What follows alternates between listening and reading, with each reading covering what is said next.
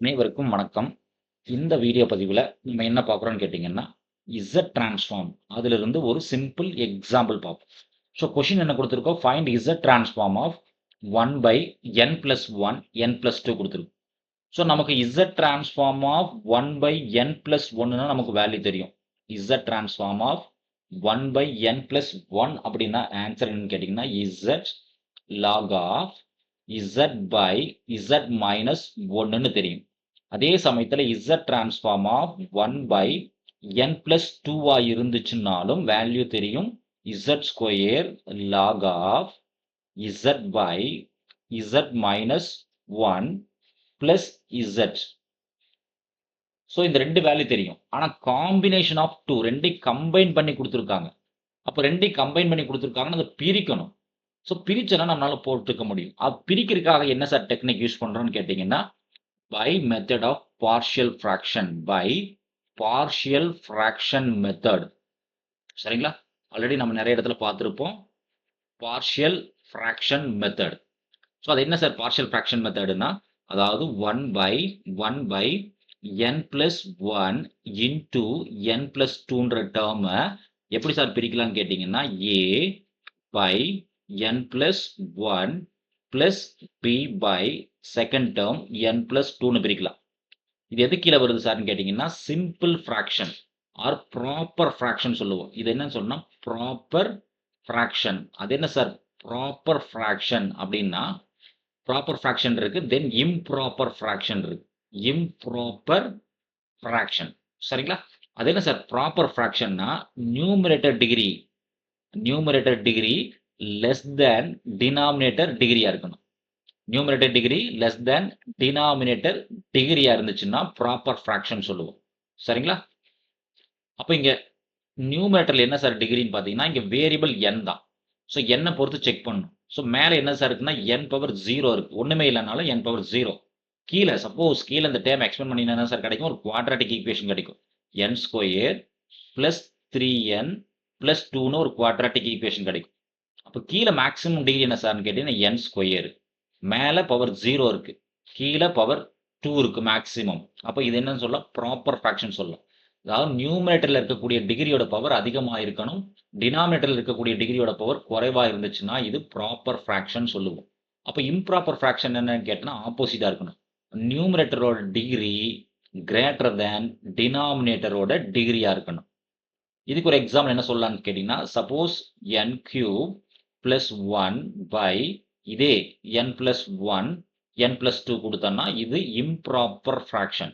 ஏன்னா கீழ எக்ஸ்பேண்ட் பண்ணீங்கன்னா மேக்ஸிமம் பவர் 2 தான் கிடைக்கும். மேல n-ஓட மேக்ஸிமம் பவர் 3, கீழ n-ஓட மேக்ஸிமம் பவர் 2 இருக்கு.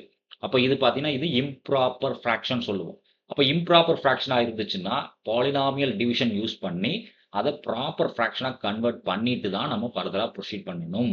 ஆனா இந்த இடத்துல இது ப்ராப்பர் ஃபிராக்ஷன் தான். அதனால நம்ம டைரக்ட்டாவே a/ஃபர்ஸ்ட் டெர்ம், b/செகண்ட் டெர்ம் போட்டுக்க முடியும். ஓகேங்களா? அப்ப என்ன சார் பண்றோம்? கிராஸ் மல்டிப்ளிகேஷன் பண்ணுவோம்.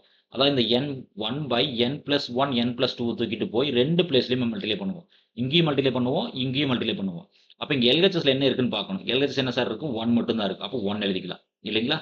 அப்ப a/ ஆல்ரெடி என்ன சார் இருக்கு? n+1 இருக்கு. இல்லைங்களா?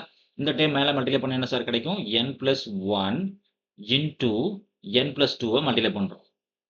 சிமிலர்லி b டைம்லயும் மல்டிப்ளை பண்றோம். b/ ஆல்ரெடி n+2 இருக்கு.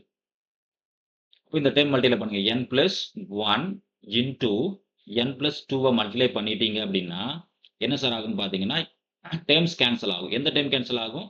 இங்க n+1 n+1 கட் ஆகும். இங்க n+2 n+2 கட் ஆயிரும். அப்ப பேலன்ஸ் என்ன சார் இருக்குன்னா, 1 equals to a into n+2 இருக்கும். the same time b into n+1 இருக்கும். இப்ப என்னோட எய்ம் என்னன்னு கேட்டீங்கன்னா, a and b கண்டுபிடிக்கணும். அது a and b கண்டுபிடிக்கிற என்ன சார் பண்றதுன்னா, ஆப்போசிட் சிம்பலால வொர்க் பண்ணுவோம். அது என்ன சார் ஆப்போசிட் சிம்பல்னு கேட்டீங்கன்னா, put n is equal to first opposite symbol. இங்க என்ன சார் இருக்கு? +2 இருக்கு. அப்ப ஆப்போசிட் சிம்பல் என்ன சார்? -2. அப்ப n க்கு -2 போட்டா என்ன சார் ஆகும்னு பாருங்க. சே ஈக்குவேஷன் நம்பர் 1 கூட எடுத்துக்கலாம். நம்மளுக்கு கன்வீனியன்ட் தான். 1 சப்ஸ்டிட்யூட் பண்ணுங்க சார். என்ன ஆகுதுன்னு பாருங்க. 1 ஈக்குவல்ஸ் டு a இன்டு +2 - 2 0 ஆயிரும். பிளஸ் b இன்டு n-க்கு பதிலா -2 போடுறோம். -2 + 1 அப்ப என்ன ஆகும் பாருங்க சார். LHSல 1 இருக்கு. ஸோ a இன்டு 0ன்னா இந்த டேர்ம் 0 ஆயிரும். அப்போ b இன்டு என்ன சார் இருக்கும்? -1 இருக்கும். அப்போ b யோட வேல்யூ என்ன சார்? Very simple. b யோட வேல்யூ -1 சரிங்களா?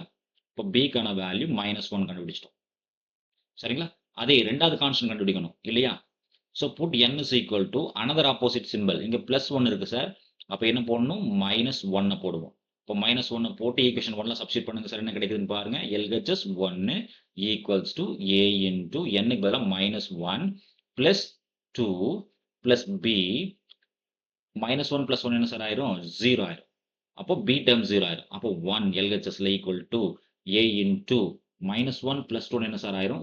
1 ஆயிரும். அப்போ a வோட வேல்யூ என்ன சார்? Very simple +1. a வோட வேல்யூ +1, b யோட வேல்யூ -1 சரிங்களா? ஸோ பார்ஷியல் ஃபிராக்ஷன் யூஸ் பண்ணி கண்டுபிடிச்சோம். இப்போ நம்ம ஒரிஜினல் ப்ராப்ளம்க்கு போறோம். ஸோ நம்ம ஒரிஜினல் ப்ராப்ளம் என்ன சார் கொடுத்திருக்கோம்? Z transform of 1 by n plus 1 into n plus 2 இதான் நம்மளோட ஒரிஜினல் ப்ராப்ளம் இல்லைங்களா? இது எப்படி சார் பிரிச்சிருக்கோம் நம்ம? Z டிரான்ஸ்ஃபார்ம் ஆஃப் A ஏன்றது என்ன sir? A by n plus 1 ஆவும் plus B by n plus 2 ஆவும் பிரிச்சிருக்கிறோம் இல்லைங்களா? அது இன்னும் பிரிக்கணும்னு ஃபீல் பண்ணீங்கன்னா A into ஏன்றது constant sir. Z of 1 by n plus 1 plus B into Z of 1 by n plus 2ன்னு பிரிச்சுக்கலாம். ஏன்னு கேட்டீங்கன்னா Z டிரான்ஸ்ஃபார்ம் லீனியர் ப்ராப்பர்ட்டியை சாட்டிஸ்ஃபை பண்ணும் சரிங்களா? அப்போ A க்கான வேல்யூ என்ன சார்? +1 சப்ஸ்டிட்யூட் பண்ணுங்க சார். A க்கான வேல்யூ 1 அது போட்டாலும் சரி போடாட்டியும் சரி. Z of 1 by n plus 1 நம்ம ஆன்சர் வச்சிருக்கோம். என்ன சார் வேல்யூ? முன்னாடி எழுதிருக்கோம் இல்லையா? Z log of Z by Z minus 1 இல்லைங்களா? பிளஸ் ரெண்டாவது டைம் B யோட டைம் என்ன sir? -1 into Z of 1 by n plus 2 க்கான வேல்யூ என்ன சார்? Z ஸ்கொயர் முன்னாடி எழுதிருக்கோம் இல்லையா? Z square log of Z by Z minus 1 plus Zன்னு இருக்கும் இல்லைங்களா? ஓகே. தென் இப்போ என்ன டேர்ம் காமனா இருக்குன்னு பாருங்க. ரெண்டுலயுமே என்ன டேர்ம் சார் காமனா இருக்கு? இங்க log Z by Z minus 1 இங்கேயும் log Z by Z minus 1 இருக்கு. இல்லைன்னா டேர்ம் ஒரு டைம் எக்ஸ்பெண்ட் பண்ணி எழுதுங்க. என்ன இருக்குன்னு பாருங்க. Z log of Z by Z minus 1 இங்க இந்த மைனஸ் உள்ள மல்டிப்ளை பண்ணுங்க சார். என்ன ஆகுதுன்னு பாருங்க. Minus Z square log of Z by Z minus 1 இந்த மைனஸ் ரெண்டாவது டைம் மல்டிப்ளை பண்ணா மைனஸ் இசட்னு கிடைக்கும் சரிங்களா? இப்போ இந்த ரெண்டு டைம்லையும் பாருங்க சார் என்ன காமனா இருக்குன்னா இந்த first time and second time மட்டும் என்ன சார் காமனா இருக்கு? இசட் காமனா இருக்கு. அதே சமயத்துல log of Z by Z minus 1 காமனா இருக்கு. அப்போ ஃபர்ஸ்ட் டைம்ல எல்லா டைம் வெளியே போயிடுச்சு. அப்போ என்ன சார் இருக்கு? 1 மட்டும் தான் இருக்கு. செகண்ட் டைம்ல இசட் ஸ்கொயர் கூட இருக்கு. அப்போ ஒரு இசட் வெளியே எடுத்துட்டோம். அப்போ பேலன்ஸ் என்ன இருக்கு? மைனஸ் இசட் இருக்கு. இந்த டைம்ல Z கிடையாது. அப்ப தனித்து நின்று இருக்கு. அப்ப இது மைனஸ் Zன்னு போடுவோம். சரிங்களா? இது எதனோட answer sir? Z of 1 by n plus 1 into n plus 2 ஓட கம்பைன்ட் ரிசல்ட். சரிங்களா? நன்றி. மீண்டும் இன்னொரு வீடியோ பதிவுல பார்ப்போம். தேங்க்யூ.